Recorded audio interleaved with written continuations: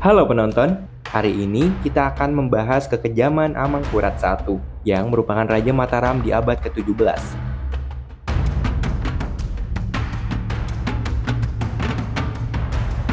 Mungkin bagi sebagian besar orang, Hitler lebih dikenal sangat kejam karena genosida dan Perang Dunia II.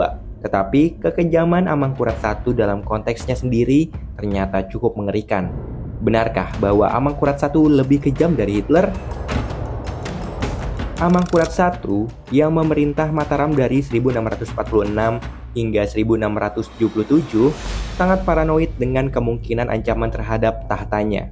Ia bahkan tidak ragu untuk membunuh keluarganya sendiri. Periode kekuasaan Amangkurat I juga menandai kemunduran kerajaan Mataram Islam yang sempat mencapai puncak kejayaannya ketika diperintah sang ayah, Sultan Agung pada 1613 hingga 1645. Dikisahkan bahwa ribuan anggota keluarga kerajaan dan bangsawan terbunuh atas perintahnya. Beberapa bangsawan yang menjadi korbannya adalah Tumenggung Wiraguna, Pangeran Alit, dan Pangeran Pekik, ayah mertuanya. Setelah itu, Amangkurat I membantai ulama dan siapa saja yang dianggap berpotensi mengambil kekuasaannya. Menurut laporan Richcliffe van Guns, yang merupakan Gubernur Jenderal Hindia Belanda tahun 1678 hingga 1681, sekitar 5.000 hingga 6.000 orang yang terdiri dari pria, wanita, dan anak-anak dibantai. Puncak dari kezaliman Raja Amangkurat I terjadi di alun-alun Pleret, Kesultanan Mataram pada 1647. Amangkurat I memerintahkan orang kepercayaannya agar membunuh semua ulama yang ada di wilayah kerajaan Mataram. Semua itu berawal dari rasa cemas Amangkurat I. Ia cemas akan kehilangan kekuasaan yang terus menghantuinya. Selain berani membantai banyak orang, Amangkurat I juga sangat berpihak kepada Belanda. Ini merupakan sesuatu yang bertolak belakang dengan sang ayah, Sultan Agung. Salah satu contoh ekstrim adalah ketika ia menyerahkan wilayah pesisir Jawa kepada Belanda, yang mengakibatkan penderitaan besar bagi rakyat Mataram. Ini adalah bentuk kekejaman dan pengkhianatan yang meninggalkan luka dalam di hati rakyat Jawa. Selama berkuasa, ia dikenal sebagai raja yang zalim. Sementara Hitler bertanggung jawab atas tewasnya sekitar 6 juta orang Yahudi dan banyak korban lainnya, Amangkurat I juga memiliki tanggung jawab yang sama atas melayangnya nyawa begitu banyak orang. Tapi tidak hanya sadis, Amangkurat I juga memiliki jenis kekejian lain, yaitu pengkhianatan. Ya, dia mengkhianati kerajaan dan masyarakatnya demi sang penjajah, Belanda. Untuk mempertahankan tahtanya, ia bekerja sama dengan VOC dan membiarkan penjajah Belanda itu mempengaruhi kekuasaan dan ekonomi Mataram. Ini memperparah penderitaan rakyatnya yang harus membayar pajak besar dan bekerja di bawah kendali Belanda. Sejak awal pemerintahannya, Amangkurat I melakukan perjanjian dengan VOC, di mana secara hakikat Mataram harus mengakui kekuasaan politik VOC di Batavia.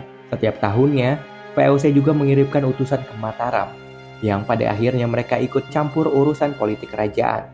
Secara berangsur, wilayah kerajaan menyempit akibat aneksasi yang dilakukan Belanda sebagai imbalan atas intervensinya dalam pertentangan di kalangan keluarga kerajaan. Amangkurat I juga dikenal karena tindakannya yang brutal terhadap siapa saja yang dicurigai memberontak. Salah satu tokoh yang menjadi korbannya adalah Pangeran Alit, saudaranya sendiri, yang dieksekusi hanya karena mencoba merebut kekuasaan yang dianggapnya tidak adil.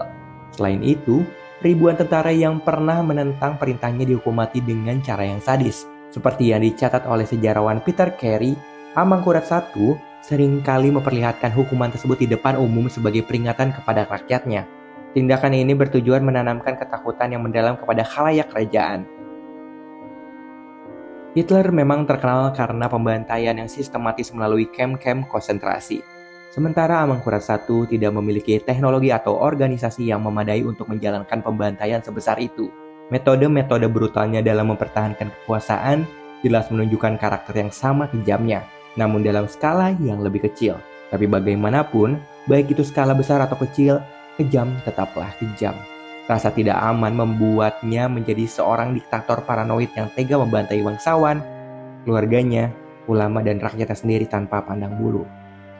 Dalam konteks masing-masing, baik Amangkurat I maupun Hitler adalah sosok yang melakukan kekejaman luar biasa.